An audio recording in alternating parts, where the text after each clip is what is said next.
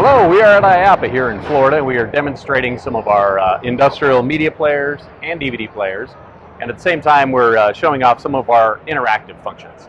These are basically just different ways to trigger content. This solution is known as Wave, and you basically have a sensor that's underneath, and this can be underneath plastic, wood, glass, anything basically non-metal, and it's connected to our media player. You can hook up multiple sensors. And basically, you're just going to wave your hand over the sensor, and that way it's going to trigger the content. Same one over here. So you can have one unit, you can have multiple units, and these are very simple to set up. We're known for our out-of-the-box simplicity. These sensors are basically pre-programmed with the player itself, so once you take it out of the box, all you're doing is you're loading your content.